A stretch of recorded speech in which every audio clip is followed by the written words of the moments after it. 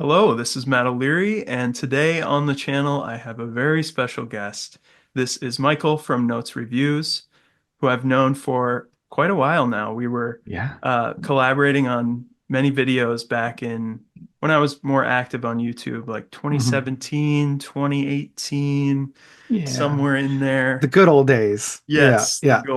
golden period of post hmm Fantano hmm YouTube. Yeah. So I will explain the concept here. I think what I'm going to call this video is something like Unpopular Opinions Favorite Album Edition. Yeah. Something like that. And I'll explain. It's a little bit convoluted, so I need a little Yeah. intro. But before I do that, go ahead and introduce yourself. Oh, thank you. Yeah, so Notes Reviews, been here for just over 10 years. I celebrated the 10 year in October. Yeah, mainly talking about progressive rock, prog, metal, experimental music. That's all I do. That's all I talk about. Nowadays, a heavy dose of pop. Yeah, this year has been crazy for pop for me. I've like that's almost not quite exclusively what I've been listening to, but like my top five records of this year are all pop records, which is ridiculous to think about. Mhm, mhm. Yeah. It's good Yeah. stuff. You're Yeah. you're you're pushing our little X chat group into Yeah. new territory. I appreciate that. I try to progress it in a good way. That's the whole prog part. Yeah. Right. All right. So what we're doing today is pretty fun. We're taking five artists for which our favorite album by that artist is surprising, is outside of the status quo, the consensus opinion about that artist, and which albums are their top tier. Yeah, it's our little darling, but yeah, it's either not the conventional favorite or sometimes even an album that people consider not a good album in a couple of cases that I have. I thought of the topic, and then immediately afterward, I realized we may have some in common here, Probably. We'll like see. We'll more than see. most. And then I also realized that you're like, one of the leading prog YouTubers. So I was like, I Yeah, got to get some prog in the mix here. obviously. Yeah. But then I thought of like all the big classic prog bands Yeah. and, like Genesis, Foxtrot's probably my favorite album. Uh, That's not a spicy take. Like mine is Selling England by the Pound, and that's kind of right. like those two are like battling for which one's the best. Yeah. And King Crimson, I probably Red. Uh, Yeah, that's fair. It's either Red or In the Court of the Crimson King. Like the again, those two are usually right up there. So right up there. basically all the big five, big six, big seven, 70s prog acts. It was pretty, yeah, pretty Yeah, pretty standard. easy. Yeah, Yeah, pretty and then standard. even going into the 80s and 90s and modern day, a lot of the those bands I had a pretty straightforward pick. So I needed Yeah, to dig a little bit on this. And I will that's say fair. that like some of my picks don't feel like they're like, whoa, shock and awe, no way. Abacab Right. is your favorite Genesis album. I would leave the call. Just like Yeah. yeah. But still surprising, I think, Okay. nonetheless. Okay. Yeah. So if you'd like to, you can go first and we'll Sure. run through our five. So yeah, my first one, because we were talking about prog, is actually from a prog band, one of the biggest ones. And I've been very vocal about this since I started on YouTube, and it is with Pink Floyd. And I think we all know, if you've been following my channel or anything, my favorite album from them is Atom Heart Mother, The Cow. I think honestly, the title track of Atom Heart Mother is one of the best epics that I've ever heard. I think it's the best composition that the band has ever done. The interplay between Gilmour and Wright on the keyboards and on the guitar is just fantastic. And I know some people aren't a big fan of some of the B-sides on here. But I love Alan's Psychedelic Breakfast. I know a lot of people do not like that track. I love it. The final phase of that track is brilliant. Um, Fat Old Son from Gilmour is one of his best works.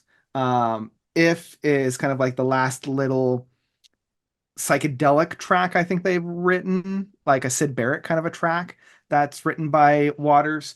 Um, and yeah, I think it's just a great little thing. I love this record. So You good. had to go there. That's like I had to your go there. That's Yeah. your brand right there. It's my brand, right? Yeah, I think Fat Old Son is probably one of my favorite songs ever, not just by Yeah. Pink Floyd. Yeah. Just really hits me. The guitar solo, everything about that track, it just really Yeah. it And he does it still for plays me. it live. Like Gilmore still plays it I live in heard his that. sets. Yeah. His last two live records that he did, the one for On an Island and Rattle That Lock, he does a version of that, and it's just breathtaking every time. Yeah, it's got to be so glorious. I Yeah. did that track. Uh, I played that song with my youngest band growing up. It was Yeah, like the yeah. first concert I had played with anyone. I think it was like "Wake Me Up When September Ends" by Green Day, Yep. "Johnny Be Good," Yep. Yep. and Yep. "Fat Old Son." What So a set. yeah, it was What a set. rock solid. Yeah, Great. 10 out of 10. yeah. That's a good pick. I'm not, I don't understand it personally. I've That's got fair. That's fair. that's the whole point of this. Yeah. I Yeah. like the epic a lot. The rest of the tracks, besides Fat Old Son, Um, Yeah. but even the epic for me doesn't do it quite like Ah, some of their other stuff. man, it's I don't know. It's really it embodies the word epic. It's mainly instrumental outside of a few spoken word aspects throughout. Mhm. And I'm just it's they've never really them as a band have never really brought that same energy in a live setting because I have a couple of their live performances of the track and it just doesn't hold up. But I've seen a lot of fan videos that have done the track, like the title track, and it usually works out really, really well. There was one with like this whole like ballerina aspect to it that I loved. Very prog. Cool. All right. Well, Pink Floyd down. Yep. One Yep. sacred cow, you could say, has been taken off the list. Yeah. So I'm gonna go right after another one here, and this Okay. was one I thought right away because I think, at least the last time I heard you talk about this band, I think this was your favorite album, and that Oh. is the big release from yesterday, at least when we're recording this, Mhm. Opeth. Yes. Definitely my favorite prog metal band, probably alongside Porcupine Tree. I'm not really a Okay. metal aficionado, but Fair. they really tripped that trigger for me, and especially with the harsh vocals. It's kind of Yeah. I have a couple little dip my toe in bands that, Yeah. Yeah, I feel like you and Nathan are the two that are just like, well, we'll yeah, dip our toes just a little bit in metal, but that's about it. And then Ian and I are just like full head swan dive into the deep end. it's true. Just, Yeah. yeah. So my favorite album by Opeth is not a harsh vocal album, Hmm. and it is Pale Communion, as I think you know. Yep. Got Yep. got the Yep. prop here. Ooh. Yeah, it's a beauty. It's a beauty. And I think I will take the opportunity as well to grab my copy because that is also one of my picks. So I have my copy of it right here to show. There we go. Yeah. There we go. I The think two. from the moment I remember putting the needle on this record, which I think that was the first way I heard it, was vinyl. So maybe that Mhm. adds to kind of the specialness of the experience or just my tactile memory of the album being tied to a certain time and place. But pretty Mhm. much right away, I was like, this is my thing. This is the perfect modern expression of retro prog. Yeah. Hammond organ is just roaring. The Mellotron is going nuts. Yeah. Just in the first track, I can think of every single instrument has such an interesting part to play. Hmm. Eternal Rains will come. The guitar licks in that song is just perfect. The bass work is so crazy. The drumming across the album is really unique. Yeah. And I just think he went there where he was like, no, this is our full retro prog experience. I think Yeah. even more so than Heritage. I think Heritage is a little more idiosyncratic. Yeah. Whereas Pale Communion to me just feels like right on the money for a retro sound. Yeah, I Um, feel like both he and Steven Wilson were doing very similar things at this time because Steven Wilson just finished Raven and Hand Cannot Erase. And so Michael was like, "Hey, I want to do that same thing with Heritage and Pale Communion." So like, yeah, I think Michael was like playing around with like, let's go really deep into prog this time because they always were flirting with prog, especially in their death metal stuff with, the Black Rose Immortal being 20 minutes, but like songs going into 10 minutes and like lots of different compositions. But I think this was the first one where they stopped being a metal prog and was just like, no, we're going to just go straight into prog. Um, Hmm. and yeah, this is one of those rare records where I can't have a favorite track because every time I think I have a favorite track, another track will come up and I'm like, no, wait, I actually like that one.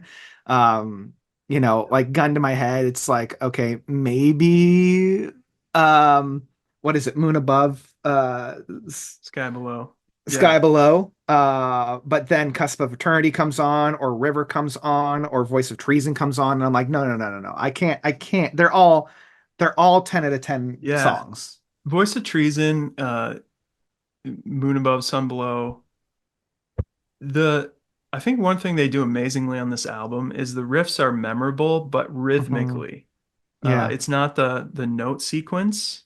It's the dun dun dun dun Hmm. dun dun Hmm. dun. Like that just Yeah. gets it comes back to me so often.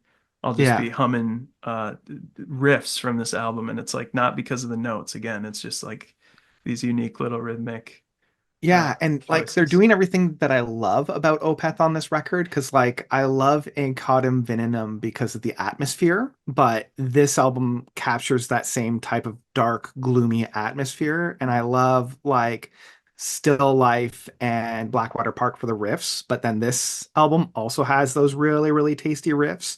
And then I love like Watershed and Ghost Reveries because of the proggy aspect, but this also, so it's taking all of my favorite aspects of the band that they've done individually on albums and like succinct it onto a single disc.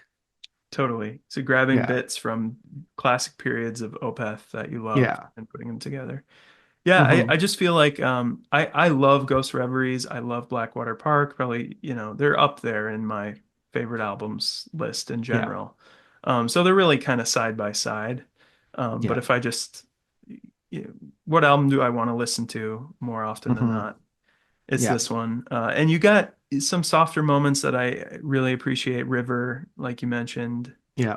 Um, Yeah. The it's just last right track in as the sweet well. spot for It's me. just love Yeah. that. Yeah. Yes. Oh Okay. my. Well, Pale All right. Communion. Pale Communion. It was also one of my choices. So to keep with the flow, why don't you go Sure. again? Otherwise, you'll be doing two at the end. Okay. So we're really we're flipping over here to a totally different Hmm. style. We go Opeth on the first one. Now we got to go with one of the most legendary pop artists of all time, Ooh, okay. who I don't know if you listen to them at all. I don't know. But they have a pretty vast discography, I think 20 some albums. And Wow. everyone agrees, like a lot of artists who have been going that long, that the classic period is the 70s run of albums. And they have one of Right. those runs, kind of like Elton John, of albums that are just considered perfect and just like a perfect 4 or 5 album run there in the 70s. And I never hear that this one is first on any Hmm. list, whether it be YouTube, common publications. It's always Songs in the Key of Life or Talking Book. One of Yeah. those seemed to be really popular. I think in Apple Music's top albums of all time, they had that as number one, Songs in the Key of Life. And of course, I'm Yeah. talking about Stevie Wonder. Yeah. My favorite Stevie Wonder album is this one. Oh, Called okay. Loneliness's first finale. Oh, And it is fantastic. It's in that 70s run. So it's not like it's never in somebody's back half of the yeah. catalog, like everyone agrees this album is fantastic. It's just like I said, it's never first. And for me, it's the most cohesive and succinct and kind of Hmm. seamless experience from front to back. It's really diverse. The songs, you really got everything. You've got the piano ballads, really stripped down, just piano and voice. You've got the kind of superstition-esque clavinet funky thing going on with the Yeah. track here and there. You've got probably one of my favorite songs. I mentioned, Fat Old Son, one of my favorite songs of all time. I would put Heaven is 10 Zillion Years Away up there Hmm. as well. A song that just like can make me cry instantly. Right. And it's just Right. it's that track for me of any of Stevie Wonder's that gets me every time. I just think it's perfect. The vocal performance is so beautiful. There's this key change going into the second verse of it that's like so unpredictable and strange, and just like, why did you do that? But it's perfect. Hmm. Uh, yeah, I love it, and I'd recommend if anyone's sort of new to Stevie Wonder that they start with this album because it doesn't have the Okay. big hits. It doesn't have "Isn't She Lovely," um, you know, Sir Duke, some of the ones that um, Songs in the Key of Life does. But that Hmm. album for me, it's a double album. It's really long, and there is a little bit of fat on it, I think, and I just sort of get tired over the course of the experience. Sure. Whereas this one's really tight and just like I don't know if it's 45 minutes, 50 minutes, something like that, and it's Yeah. perfect. Amazing. Yeah, unfortunately, like the only record I have from Stevie is Songs in the Key of Life. Mhm. And I inherited it from my parents. So that's my kind of start and end. So I will check this one out because yeah, Yeah. I mean I know the big hits, right? So hmm yeah, Yeah, this will and be another one that's popular and a little bit more progressive, I would say, is Intervisions. Uh, okay. so that one might be worth checking out. Ooh, It's a little bit okay. more political. This one is as well. But I feel Hmm. like this one is a little more internal, whereas Intervisions is ironically a little bit more out. Right. Uh, so both great. Okay. All of that Amazing. 70s stuff is just classic, but this is my favorite. Great. No, I love that. I will check out all those recommendations because I do enjoy Stevie Wonder. All right, I'm going to do something just like you, completely different. So we've been to the prog, we've been to the 70s rock, we've been to metal. I am going to some mid 2000s emo. Um, I love this band, but I came into this band very late in the game after they had kind of broken up. And it was when I was living on my own in a big city. I felt very isolated, and there was just something about this band that really spoke to me to a level that, like, because I was like the perfect demographic when this band formed. Um, but I just didn't connect with it because I was super into prog. And anything that wasn't prog, I'm like, no. So I am talking about the seminal band of My Chemical Romance. And my favorite record from them is not The Black Parade or Three Cheers for Sweet Romance. It is Danger Days. I love this record. It's a lot more poppy. It's so much more polished.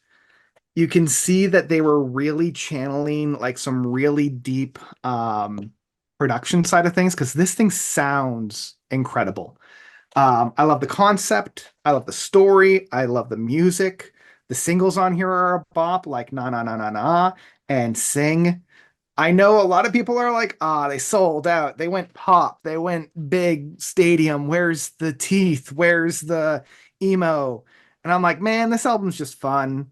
I love this record. I love how corny it is. I have the whole comic book run of this story as well.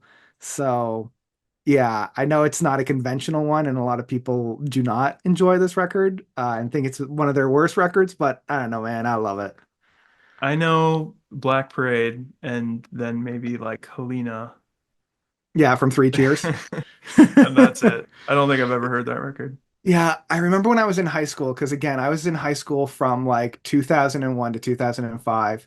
Um, And so when Helena came out, I had a lot of friends because, I had a lot of emo friends and goth friends and whatnot. And so they were like eating that album Yeah. up. Yeah. And they're like, you gotta listen to it. I'm like, yeah, Helena's fine. It's a good track. And they're like, no, you don't get it.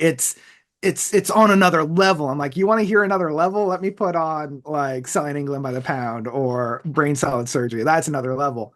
You were in But your like proselytizing stage of 100%. classic rock. 100%. So I didn't hear a word of what they were saying. And then the Black Parade came out, and then they were all gushing about that. And then I found when this album dropped, everybody was silent about it. And I was like, you know what? I'm going to check it out. I'm going to That's give it a probably why spin. you like invested so much. 100%. Yeah. So I'm listening to it. I'm like, oh, this is actually really, really good. And then, of course, I went back and I got their first three records. But yeah, there's just something about three All Killjoys right. that I can't help but love. Have It's to just give it a it's shot. fun. It's fun. There we go. Yeah. I do like the cover's pretty cool.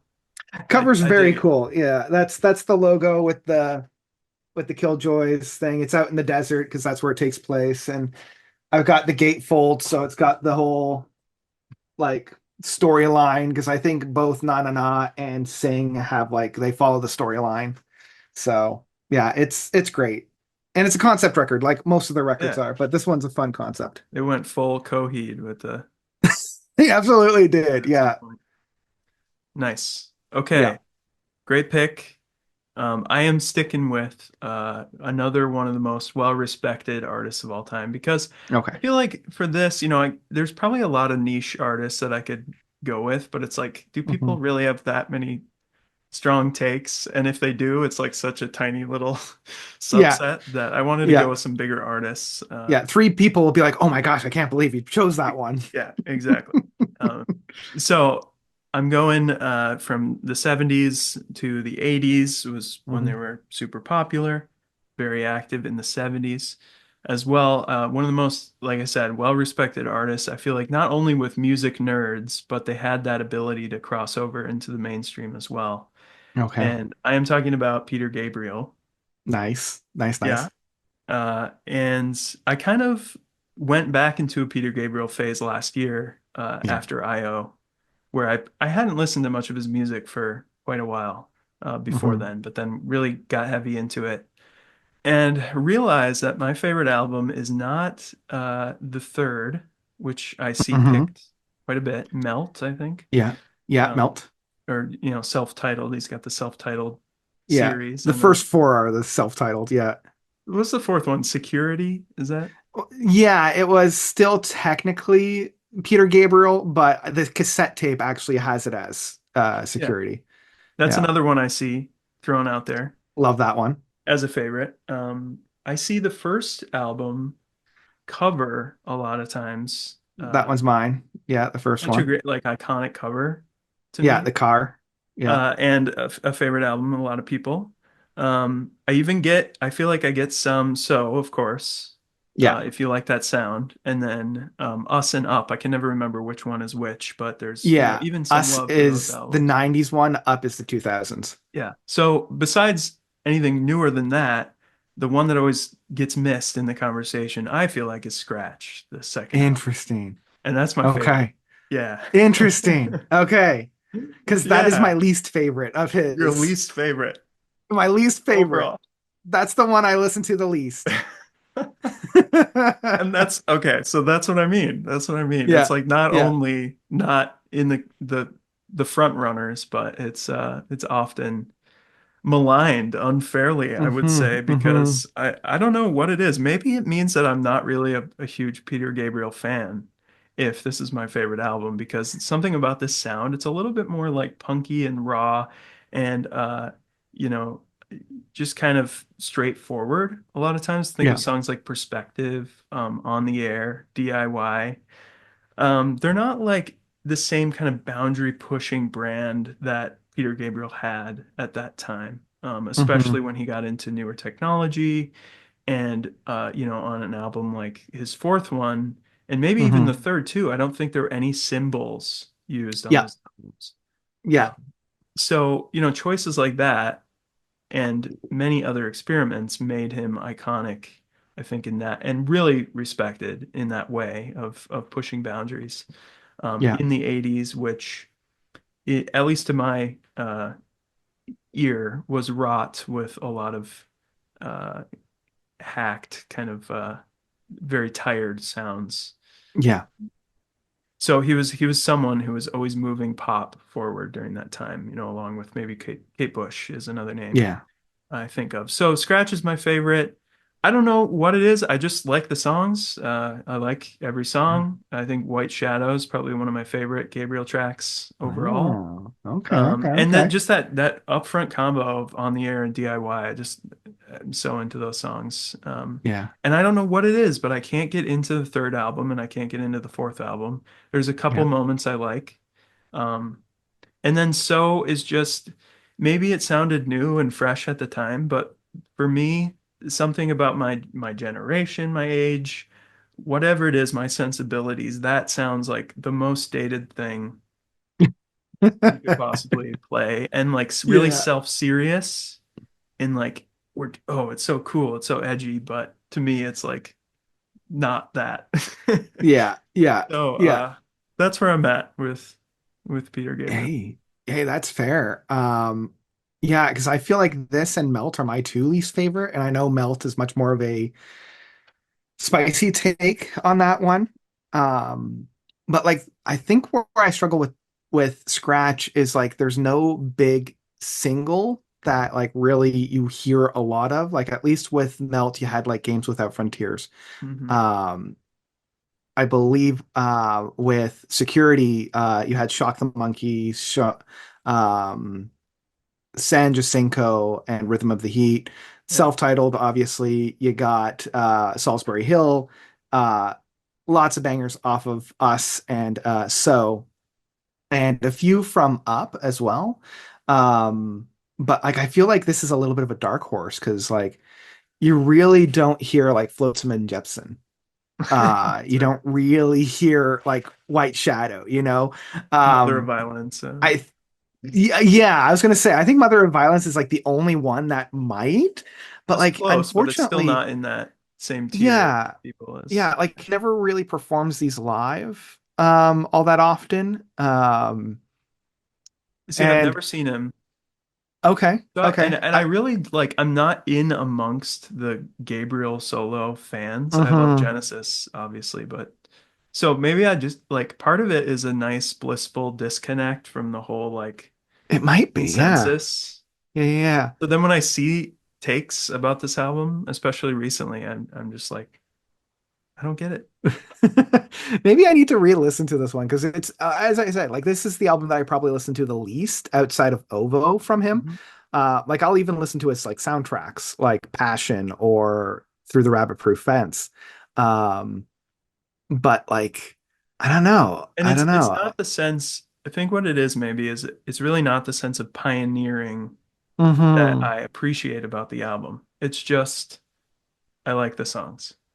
Uh, That's fair. and it none of the songs feel like that adventurous or unique to Peter Gabriel. It's just like they could be other artists of True. that time. Of course, his voice is so Iconic. recognizable Yeah. and right. Yeah.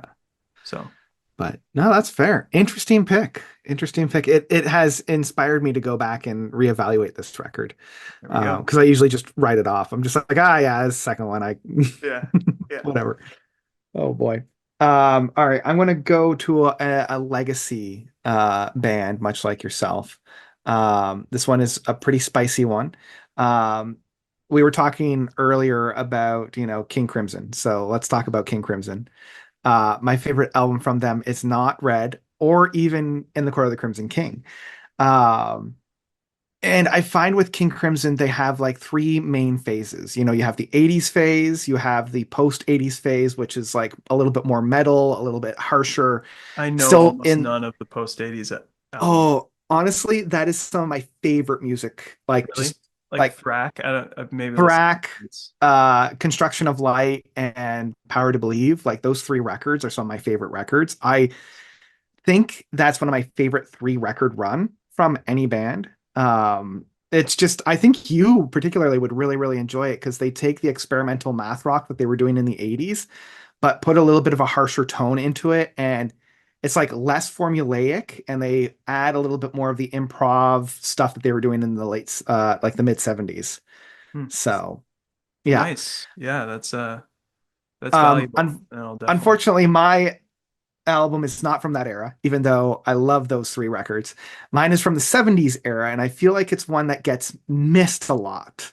when we talk about their records. So I have the Canadian pressing of this record, so it might come as a shock to some I of can't what see the cover, but I album know what this it is. is. Okay. Yeah.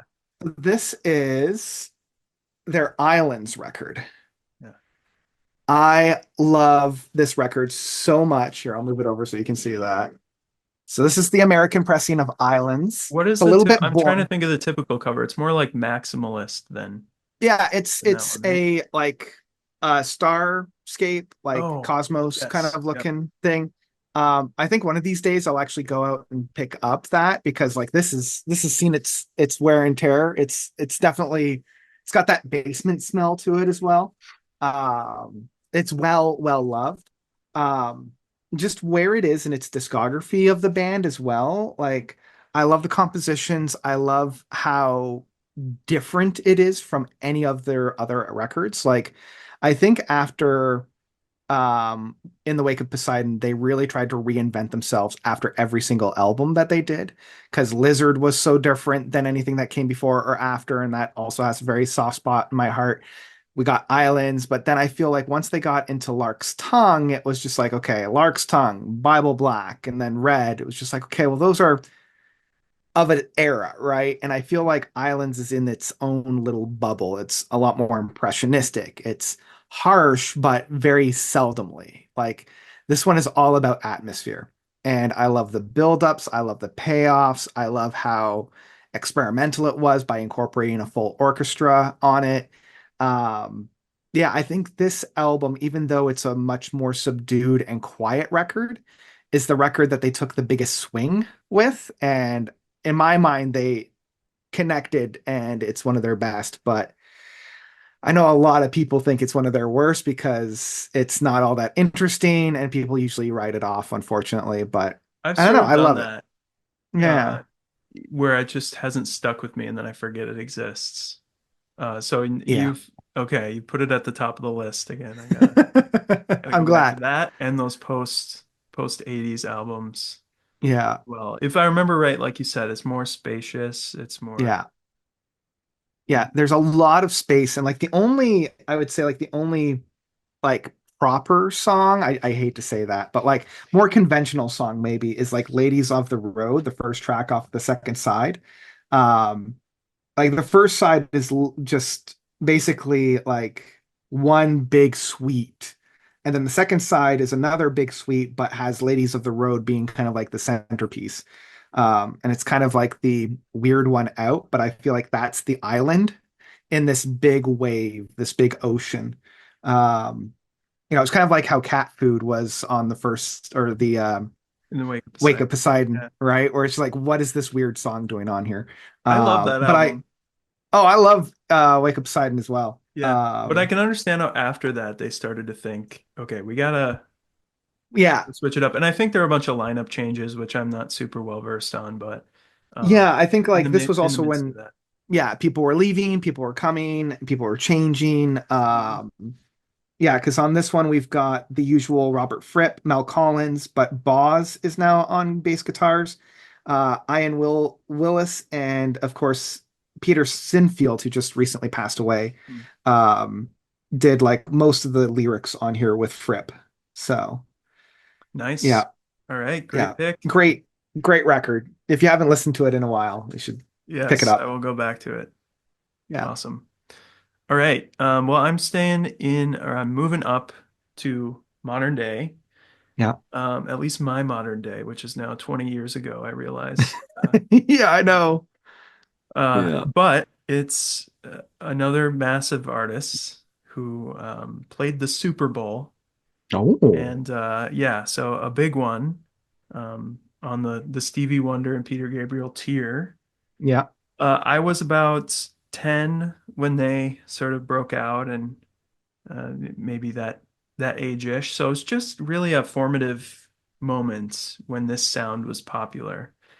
The band is Okay. Coldplay, who I Oh. rarely have talked about on the Yeah, channel. yeah, yeah. I But forgot they did the Super Bowl. Wow. yeah, I know. Wow. I completely gapped on that because Yes. I have a similar situation with Coldplay that I do with My Chemical Romance, where I didn't get into them when they were really big. I came into them right after they dropped X and Y. So like Okay. I missed their first two albums entirely. Yeah. Um, so now Yeah, now I'm excited to hear yes, what your album from them is. uh if you ask any, you know, cool new music fan who's on the bleeding edge of music listening in 2024, like Yeah, their favorite albums are the early Coldplay first two, yeah, gotta be, right? right. Love those albums. I think they're fantastic. I'm not going to go super controversial here and pick whatever it's called. Is a Head Full of Dreams an album? I don't know. There are new ones. Any Mm-mm, other like mm-mm. last three? It's not going to be Yeah, one of those. So you can just anything post Google it. Ghost Stories, I don't even care about, Right. honestly. Yeah, I'm not into that. I kind of like the mid tier Coldplay a Yeah, little bit. I like Ghost yeah. Stories. I like Love uh Ghost Stories. Ghost Stories is like my yeah. second favorite record from them. Really? Oh, cool. Yeah, yeah, Nice. love it, love it. Yeah, that's not it for me. That's not number Okay. one. It's that transition album from uh what would people say is like the fall off. It's not Milo Xyloto, but it's Viva La Vida. I That's feel my like they favorite. That's my favorite. Yeah, yeah, yeah. Yeah, okay. yeah, We have more here in common than I realize. Okay. Half our yeah. lists or more is gonna be Yeah, yeah, my favorite is Viva La Vida for sure. That came out and I remember buying it. Again, it's that tactile experience. I remember where I was. So I have a yeah. very personal memory with it and listening to it for the first time. And it is that bridge album between um, the kind of soft rock, you know, very simple minimalistic styling to the stadium sound and the Hmm. steady bass beat and the title track that they played that at the Super Bowl. It's like perfect. Yeah, But if you just strip that song down to, let's just say you just play it acoustic guitar, fantastic song. I think such yeah, a cool, interesting lyric, hook. Nothing about it is conventional, but they made it sound radio worthy. And yeah, and I suppose that's always been their thing. Even Yellow and those early hits were just tailor-made for radio. yeah, But this album took it into a new kind of they needed to make something for arenas because they were getting to that size. And so I feel like they kind of took a step in that direction, but it's not fully there. It's sort of bridging the two. And for me, just front to back, perfect album. yeah, I love it. For me, it's a 10 out of 10. I love every track.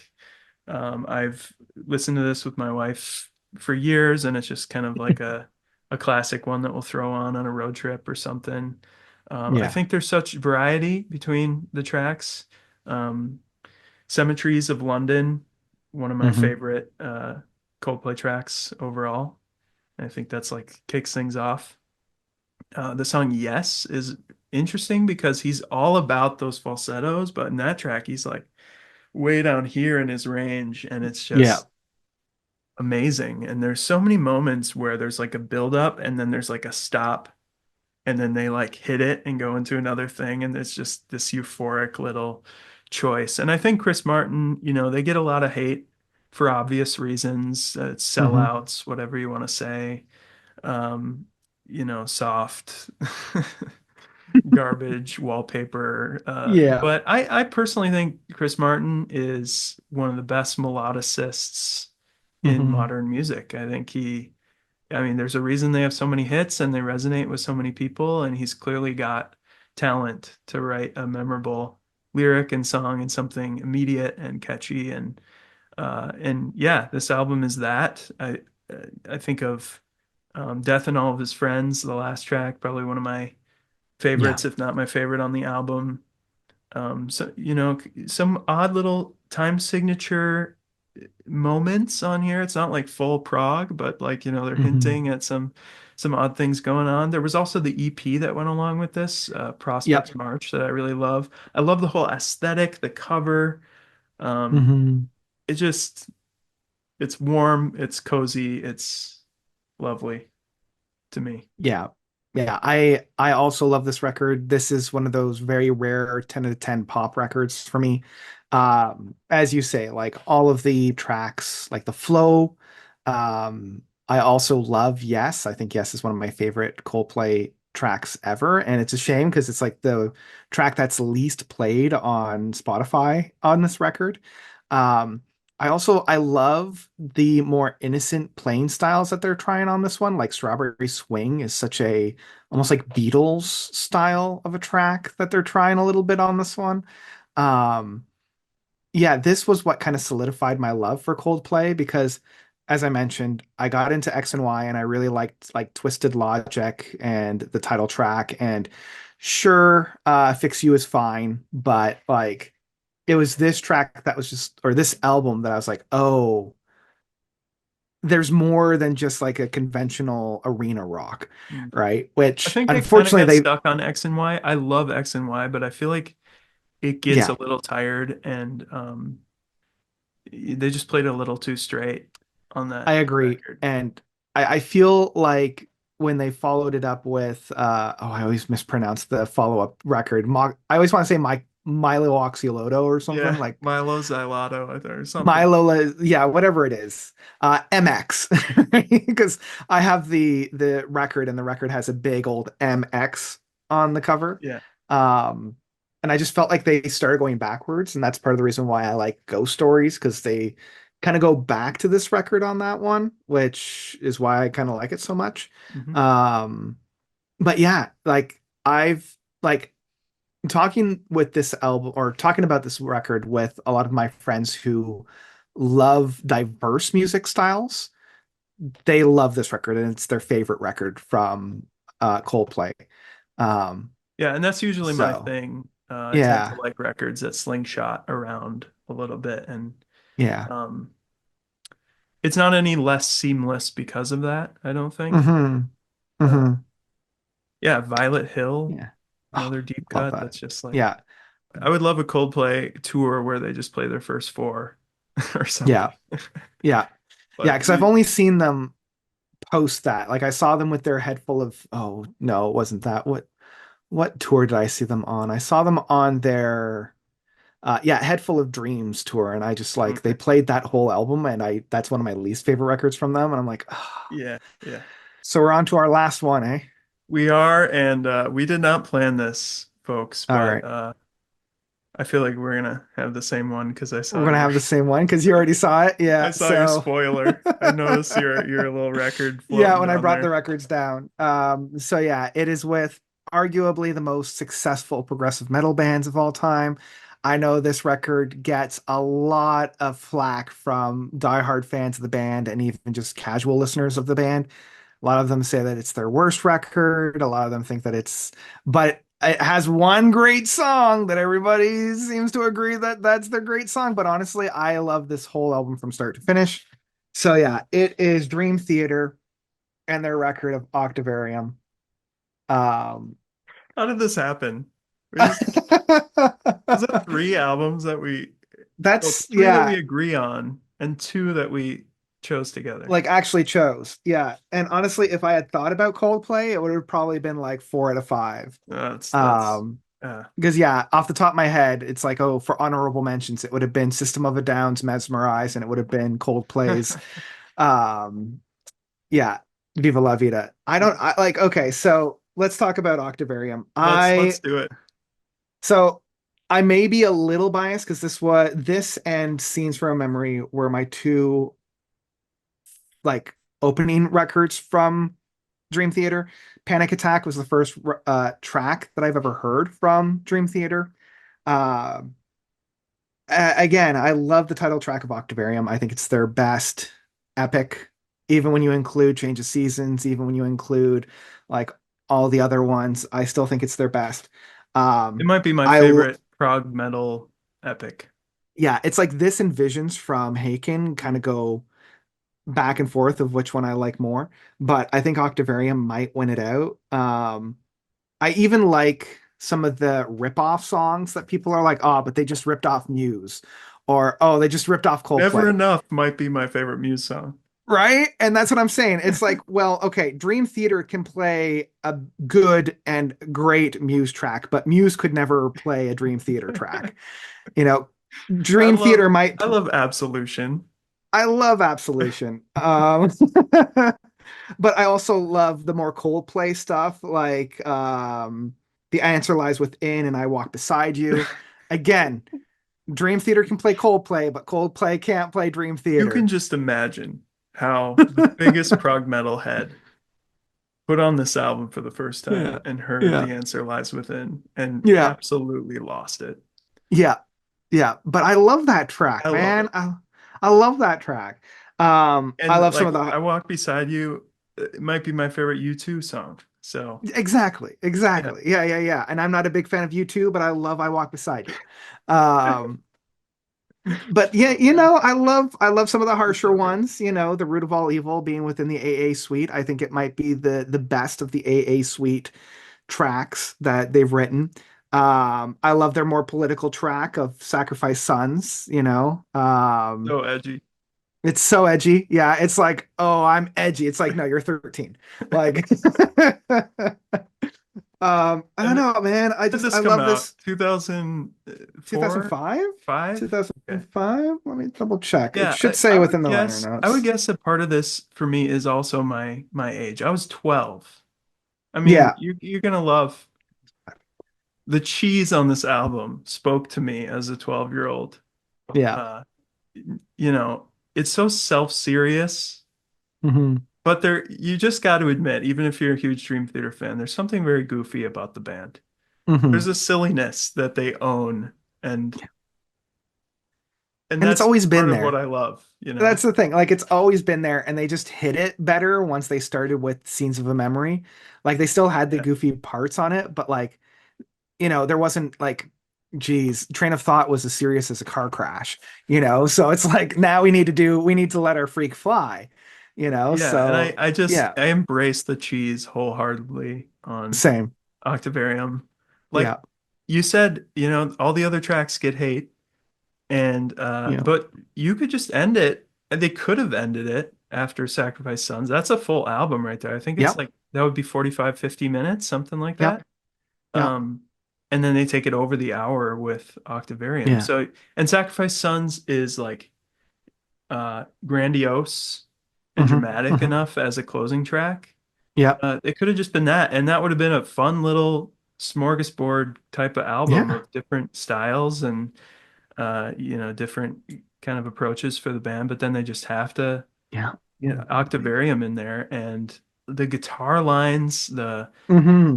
the theme, the multiple themes, and the way that they sequence it, uh, it's perfect. Yeah, and I love all the little Easter eggs on this record as well, like not just within the title track, but like kind of hidden in plain sight, like how Mm. each track is set in the um like the next note in the scale, right? Yeah. So, and on the album cover, like if you open it up, right, and you've got the lines there, you've got the keys on a piano, and you have the three minor keys here and the two over here. So it's literally a keyboard. See, I had never realized that, and then Yeah. yeah, Yeah. I So saw if you that look, kind of it's an recently. octave on a keyboard or a piano. So you have the white keys down below and then the black keys up above. Mhm. So again, it's like these little Easter eggs that are just hidden in plain sight. And of course, they have the little hints at Octavarium before the song happens. You have Yeah. like after the first song, there's a little uh, melody in there, and Yeah. then there's a couple other like background instrumental parts throughout the album that hint at those lines in that one. Hmm. Yeah, James LaBrie going so again edgy in Octavarium too in the song Yeah. is Yeah. ridiculous, but it's Yeah. I feel like this was one of the first kind of like edgier moments that allowed him to be like much more edgier in Systematic systematic Chaos, which chaos. I also love. Like Systematic Chaos might be my second or third favorite album from them, which I know is Wow, super. people I know. must hate you for this. When Yeah, you've done a Dream Theater ranking, I assume. I I can't. have. I have. Yeah. Okay, you Yeah. must. I mean, you grew a thick skin in that Oh, time. you have to. You have to. Yeah, Yeah. because Yeah. these fans Because, are rabid and they oh, will. they're ruthless. Yeah. They're Yeah, out for blood. Yeah. and I'm just not that kind of Dream Theater fan. I I take some and I leave the rest, and That's it. this is some that I truly love. in coming back doing YouTube in the last couple of years, you invited me to the chat with the Prog fam, and we're Yes. always throwing music back and forth. And I just so appreciate that and thank Oh, you for that because it's been amazing. And that's what if I could have anything doing YouTube, it would be friends like that. So yeah. it's good. And Amazing. I hope And we're able to keep the momentum rolling oh, among all of us. absolutely. Absolutely. And your suggestions for your like whenever we're sharing records are always like 10 out of 10. So it's like, oh, gotta check that out like immediately. If I So can beat Nathan, that's man, Nathan's Nathan on on fire, shuffle, and man. he's Every time he just comes out with he's something, on it's just another like, level. holy jeez, man. I can So picture him just kind of like, oh, they're gonna love this one. I got Yeah. another one coming, guys. Yes. Oh Well, Lord. that's it. I hope others will Mhm. take this and run with it, do their own, because Yeah. I'd love to see what are your hot takes around Yeah. some artists that are, where there's like a standard opinion. I just want to break that a Mhm. little bit, throw some Yeah. oddballs in the mix, and I'm sure we could even share more in the Oh yeah. future. If you Yeah. haven't yet, go to Notes Reviews' channel, follow. Always great stuff coming out. You cover a lot of the mainstream prog, but a lot of stuff off the beaten track, which I appreciate as well. Yeah. Uh, Yeah. so, yeah, thanks everyone for Thanks. watching. And as always, Notes out and well, notes I was and Matt I is was out. setting you up, and Oh man, I fumbled the ball. I caught it. I'm like, what am I supposed to do with it?